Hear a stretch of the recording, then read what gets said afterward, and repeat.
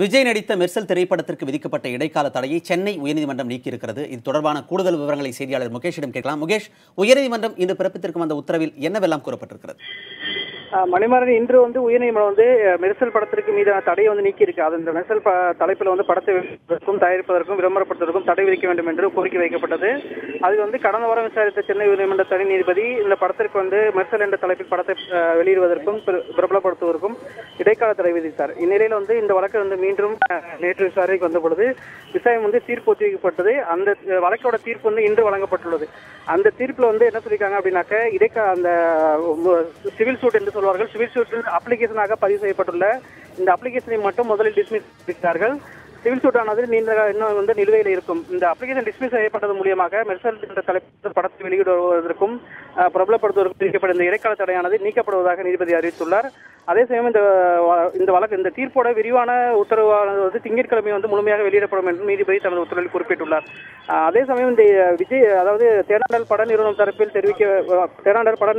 தெரிவிக்கப்பட்ட கருத்துக்களின் அடிப்படையிலேயே இந்த தடையானது நீக்கப்பட்டதாக தெரிவிக்கப்படுகிறது.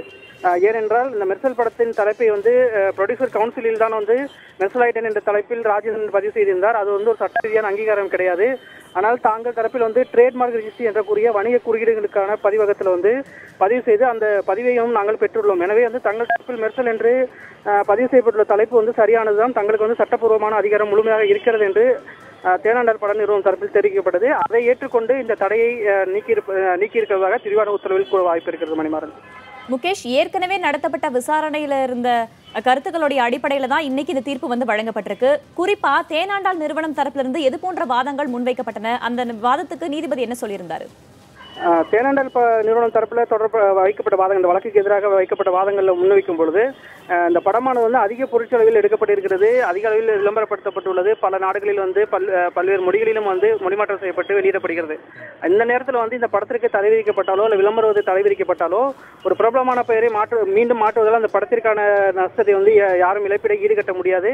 அதே நேரத்தில் இந்த மெர்சல் படத்தின் தலைப்பையும் மெர்சலைட்டன் என்று ராஜேந்திரன் தலைப்பையும் தவறாக புரிந்து கொண்டு வழக்கு தொடரப்பட்டுள்ளது. எனவே இந்த தடை நீக்க வேண்டும். இந்த மெர்சல் படத்தின் மீது முதலீடு பல தரப்பில் பெரிய நிறுவனங்களை தங்கள் தரப்பில் முதலீடு செய்து படத்தை எடுத்தாலும் இதை நம்பி பல்வேறு பகுதியில் உள்ள சிறிய விநியோகஸ்தர்கள் எல்லாம் இந்த படத்தை வாங்கியிருக்கிறார்கள். அவர்கள் நஷ்டமடையக்கூடும், அவர்களை சார்ந்துள்ள தொழில்துறையினரும் நஷ்டமடையக்கூடும் என்று வாதங்கள் முன்வைக்கப்பட்டது. அதை ஏற்றுக்கொண்டு இந்த மனுவை தள்ளுபடி பண்ணியிருக்காங்க வேதவள்ளி.